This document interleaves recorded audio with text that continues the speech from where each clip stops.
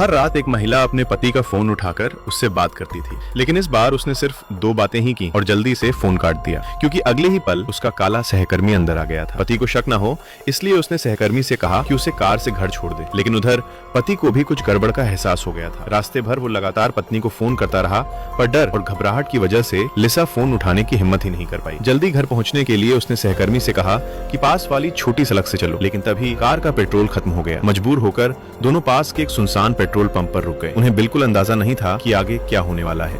लिसा सोची कि पास की दुकान से रास्ते के लिए कुछ खाने का सामान ले ले, लेकिन जब वो बिल देने पहुंची तो उसने देखा कि दुकान में कोई भी नहीं है। तभी उसकी नजर शेल्फ पर पड़े ताजा खून के धब्बों पर गई। उसे तुरंत खतरे का एहसास हुआ और वो जल्दी से बाहर निकलने लगी। अचानक कांच तोड़ते हुए एक गोली आई और उसके हाथ में लग गई। तेज दर्द से वो लगभग बेहोश होने वाली थी। वो संभल भी नहीं पाई थी कि दूसरी गोली भी अंदर आ गई। वो घायल हाथ को पकड़कर जल्दी से शेल्फ के पीछे छिप गई, लेकिन ऐसा लग रहा था जैसे कोई उसे निशाना बनाकर गोली चला रहा। हर गोली ठीक उसी जगह लग रही थी जहां वो छिपी थी। कांच पर बने गोलियों के निशान देखकर लिसा समझ गई दूर कहीं एक स्नाइपर उसे देख रहा है। घबराकर उसने अपने सहकर्मी को आवाज दिलाई, जो, लेकिन उसका सहकर्मी कार में तेज म्यूजिक सुन रहा था। उसे लिसा की आवाज बिल्कुल सुनाई नहीं दी। अब लिसा ने किसी तरह अपने बहते खून को बांधा और बचने का रास्ता सोचने लगी। जैसे ही उसने सिर बाहर निकाला, एक और गोली उसकी तरफ आई। अच्छी बात ये थी कि शेल्फ की आड़ ने उसकी जान बचा ली, लेकिन ज्यादा खून बहने की वजह से वो समझ गई कि अगर जल्दी कुछ नहीं किया तो बचना मुश्किल है। तभी उसकी नजर सामने गिरे एक मोबाइल पर पड़ी। वो धीरे धीरे उसकी तरफ पड़ने लगी, लेकिन जैसे ही वो मोबाइल तक पहुंचने वाली थी, स्नाइपर ने गोली मारकर उसे पूरी तरह तोड़ दिया। ऐसा लग रहा था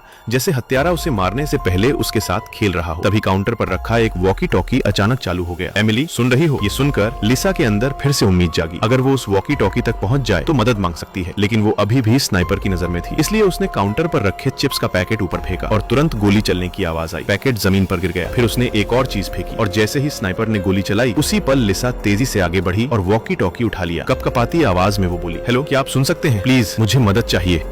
कुछ ही देर में वॉकी टॉकी से आवाज आई, क्या वहाँ क्या हो रहा है? एमिली कहाँ है? यह सुनकर लिसा ने अभी अभी हुई सारी घटना उसे फिर से बताई। उधर कार में बैठे उसके सहकर्मी को भी कुछ गड़बड़ लगा। अभी तो उसने गाड़ी में पेट्रोल भरवाया था, लेकिन डैशबोर्ड पर फिर से चेतावनी लाइट जल गई। वह तुरंत गाड़ी के नीचे जाकर देखने लगा। उसने देखा कि पेट्रोल टैंक से तेजी से तेल बाहर निकल रहा है। जब उसने देखा कि लिसा अभी तक दुकान से बाहर नहीं आई है, तो वह उसे ढूंढने अंदर जाने लगा। जैसे ही लिसा ने उसकी आवाज सुनी, वह उसे खतरे के बारे में बताने ही वाली थी। तभी एक गोली सीधा उसके गले में लगी। वह वहीं खून से लथपथ होकर गिर पड़ा। अपने सहकर्मी की मौत देखकर लिसा टूट गई। अब उसकी आखिरी उम्मीद सिर्फ वॉकी टॉकी पर मौजूद उस आदमी से ही थी। उधर वह आदमी बार बार पूछ रहा था कि क्या हुआ है। लिसा ने हिम्मत करके फिर से शेल्फ से सामान खींचकर वॉकी टॉकी अपनी ओर कर लिया, लेकिन उसे नहीं पता था कि उसकी हर हरकत पर स्नाइपर की नजर है। कांपती आवाज में उसने कहा, मेरे दोस्त को मार दिया गया है, कृपया 911 पर कॉल करो। उस आदमी ने पूछा कि वह अब भी कहाँ छिपी है। लिसा ने बताया कि वह काउंटर के पीछे छिपी हुई है। जगह पता चलते ही उसने कहा कि उसने पुलिस को फोन कर दिया है और 15 मिनट में मदद पहुंच जाएगी। यह सुनकर लिसा के अंदर फिर से जीने की उम्मीद जाग गई। फिर उस आदमी ने पूछा, तुम्हारा और उस आदमी का क्या रिश्ता था? हालांकि लिसा को यह सवाल अजीब लगा, लेकिन उसने जवाब दिया, हम सिर्फ सहकर्मी थे। फिर उसने पूछा, क्या तुम्हें एम्बुलेंस बुलानी है? कुछ पल बाद उसने ठंडी आवाज में कहा, अब उसकी जरूरत नहीं, वह मर चुका है। यह सुनते ही लिसा के पैरों तले जमीन खिसक गई। तभी उसे समझ आया, वॉकी टॉकी पर बात करने वाला कोई और नहीं बल्कि वही हत्यारा था। बेबस होकर लिसा ने पूछा, तुम मुझसे क्या चाहते हो? जैसे ही वह उससे बात कर रहा था, लिसा ने धीरे से हाथ बाहर निकाला, लेकिन तुरंत एक और गोली चल गई। तभी उसकी नजर दीवार पर लगे बिजली के स्विच पर पड़ी। उसके दिमाग में एक योजना आई। वह धीरे धीरे शेल्फ को धकेलते हुए आगे बढ़ी और गोलियों के बीच उसने दुकान की बिजली बंद कर दी। अंधेरे में वह वॉकी टॉकी से मदद के लिए चिल्लाती रही, लेकिन जवाब हमेशा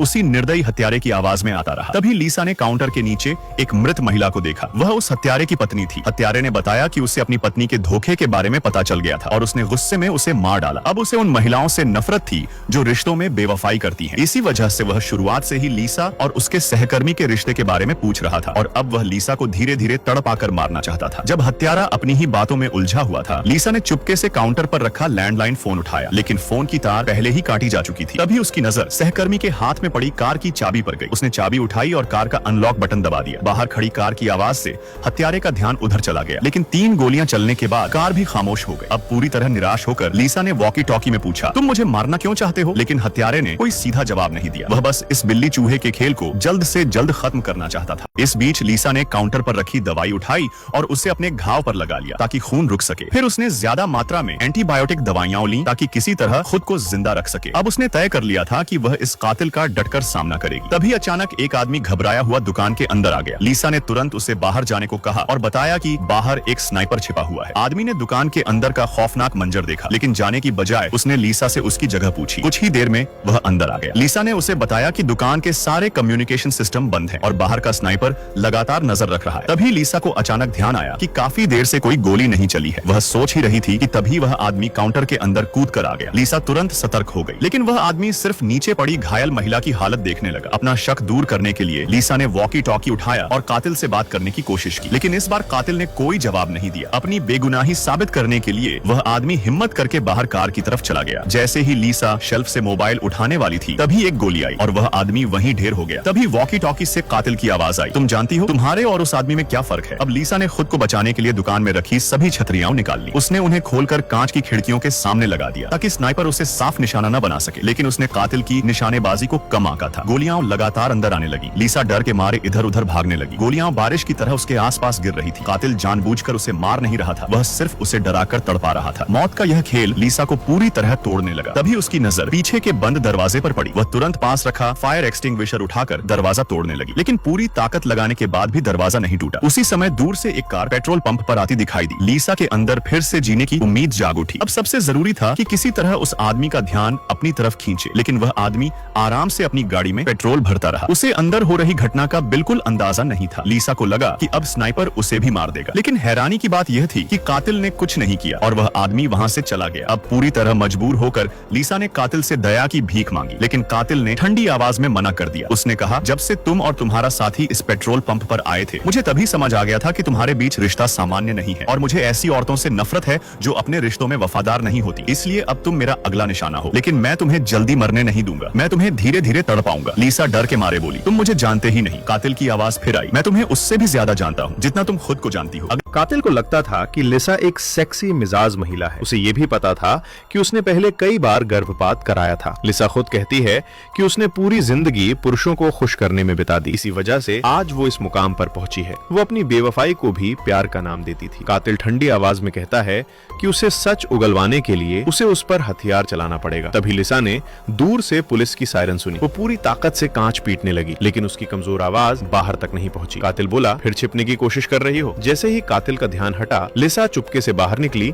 और एक कार के पीछे छिप गई। जब कातिल को लिसा दिखाई नहीं दी तो वो घबरा गया। उधर लिसा उसकी नजर से दूर अंधे कोने में पहुंच गई। वो कार के अंदर घुसने ही वाली थी कि कातिल ने उसे देख लिया। अचानक गोलियों की बौछार शुरू हो गई। लिसा भागती रही, लेकिन एक गोली उसकी जांग में लग गई। तेज दर्द से उसकी सांसें थमने लगी। उसे एहसास था कि वो अब भी निशाने की रेंज में है, इसलिए वो घिसटते हुए आगे बढ़ती रही। वो बुदबुदाई, अब छिपने का कोई फायदा नहीं, बहुत देर हो चुकी है। खून ज्यादा बहने से उसकी आंखों के आगे अंधेरा छाने लगा। वो बेहोश होने ही वाली थी कि कातिल फिर से उसे उकसाने लगा, अभी जिंदा हो। लेकिन लिसा ने हार नहीं मानी। उसे काउंटर के नीचे एक मेडिकल किट मिल गई। उसने शराब वाला लिक्विड घाव पर डाला और टेप से उसे कसकर बांध लिया। फिर उसने एक साधारण चाकू बनाया और पीछे के दरवाजे का ताला काटने की कोशिश करने लगी। लगातार कोशिश करते करते उसकी अपनी उंगली कट गई। गुस्से में लिसा ने वॉकी टॉकी उठाई और कातिल पर चिल्लाने लगी, तुम बहुत घटिया इंसान हो, मेरी मौत तुम्हारी गंदी सोच नहीं बदलेगी। तभी बाहर एक और कार आकर रुकी। लिसा ने किसी तरह खुद को उठाया। एक बुजुर्ग आदमी कार से उतरा। उसे कुछ गड़बड़ का एहसास हुआ और वो आगे बढ़ा। पास जाकर उसने देखा कि कार के अंदर एक आदमी मरा पड़ा है। लिसा चिल्लाई, भागो, पुलिस को फोन करो। लेकिन बहुत देर हो चुकी थी। उसकी आंखों के सामने उस बुजुर्ग को भी गोली मार दी गई। शोर सुनकर उसकी पत्नी भी कार से बाहर आ गई। कांच के कारण वो लिसा की आवाज नहीं सुन पाई। पल भर में उसे भी मार दिया गया। जमीन पर पड़े दोनों शवों को देखकर लिसा अंदर से टूट गई और कातिल को यही सब देखकर मजा आ रहा था। वो लिसा को डर और मौत के बीच तड़पता देखना चाहता था। अब लिसा का सब्र टूट चुका था। गुस्से और दर्द से भरी वो अचानक बाहर निकल पड़ी। सुपरमार्केट के अंदर छिपी लिसा ने डर के मारे देखा कि बाहर खड़ी कार में एक छोटी लड़की अभी भी जिंदा है। उसने इशारे से लड़की को नीचे झुककर लेट जाने को कहा, क्योंकि पास ही एक स्नाइपर छिपा था जो पहले ही कई लोगों को मार चुका था। कातिल का ध्यान भटकाने के लिए लिसा ने वॉकी टॉकी उठाया और उससे जानबूझकर बात करने लगी। लेकिन तभी लड़की ने कार के पास खून में लथपथ अपने परिवार को देख लिया। लिसा एक हाथ से कातिल से बात करती रही और दूसरे हाथ से लड़की को नीचे झुकने का इशारा करती रही। उसे लगा कि लड़की समझ गई है, लेकिन अगले ही पल लड़की कार से उतरकर अपने दादा के पास चली चली गई। घबराकर लीसा दौड़ी और एक कागज पर संदेश लिखकर उसे कांच पर चिपका दिया। लड़की ने पढ़ा और तुरंत वापस कार में छिप गई। अब स्नाइपर की नजर भी उस लड़की पर पड़ चुकी थी। वॉकी टॉकी से उसकी ठंडी आवाज आई, क्या तुम अपनी जान देकर उस लड़की की जान बचाना चाहोगी? लीसा बोली, हाँ मैं तैयार हूँ। कातिल बोला, तो किसी खुली जगह पर आ जाओ, मैं उसे जाने दूंगा। लेकिन वो बात करते हुए भी अपनी दूरबीन से लीसा को ढूंढ रहा था। लीसा ने भी उस पर पूरा भरोसा नहीं किया। आखिरकार दोनों के बीच एक और समझौता हुआ। कातिल बोला, पहले उसे भागने दो, जब वो दूर चली जाए तब बाहर आना। लीसा ने जल्दी से कागज पर लिखा और लड़की को दिखाया। लड़की सड़क की तरफ भागने लगी, लेकिन अचानक वो रुक गई और वापस लीसा की तरफ दौड़ पड़ी। दोनों ने समझौता तोड़ दिया था। अब स्नाइपर खुद बाहर आ गया। ये देखकर लीसा फिर से दरवाजे का ताला काटने लगी। शायद इस बार लड़की की वजह से उसके अंदर नई ताकत आ गई थी। आखिरकार ताला टूट गया। दोनों पीछे के दरवाजे से अंदर घुस गई, लेकिन अंदर का शटर भी बंद था। लड़की की सुरक्षा के लिए लीसा ने उसे मेज के नीचे छिपा दिया। फिर वो कमरे में कोई हथियार ढूंढने लगी। जैसे ही कातिल अंदर आया और उसे कहीं नहीं देखा, वो हंसने लगा और अपने अतीत की कहानी बताने लगा। असल में वो आदमी उसी कंपनी का कर्मचारी था जहां लीसा काम करती थी। उसे नौकरी से निकाल दिया गया था और उसकी जगह लीसा को रख लिया गया था। इसी नफरत में उसने ये पूरा खेल रचा था, इसलिए उसे लीसा की निजी जिंदगी की हर बात पता थी। काउंटर के पीछे छिपी लीसा चुपचाप सही मौके का इंतजार करती रही। जैसे ही कातिल पास आया, वो अचानक बाहर कूदी और हथियार उसके शरीर में घोंप दिया। उसके दर्द से तड़पते ही उसने एक और वार उसके कंधे पर किया। कातिल को उम्मीद नहीं थी कि लीसा इतनी खतरनाक हो सकती है। उसके संभलने से पहले ही लीसा ने फायर एक्सटिंग्विशर उठाकर उस पर दे मारा, लेकिन इस बार वो बच गया और एक्सटिंग्विशर को दूर फेंक दिया। वो मुस्कुराकर बोला, आखिर तुम सामने आ ही गई। जैसे ही वो आखिरी वार करने आगे बढ़ा, लीसा ने अचानक कमजोर होने का नाटक किया, लेकिन अगले ही पल उसने पीछे पड़ा टूटा हुआ कांच उठाया और पूरी ताकत से उसके शरीर में घोंप दिया। फिर उसने जमीन पर पड़ी पिस्तौल उठा ली। कुछ गोलियों की आवाज गूंजी, लेकिन अचानक लीसा ही पहले जमीन पर गिर पड़ी। कातिल धीरे धीरे अंदर आया और उस छोटी लड़की को ढूंढने लगा। जल्द ही उसकी नजर मेज के नीचे छिपी लड़की पर पड़ गई। आगे क्या होगा देखने के लिए कमेंट करें।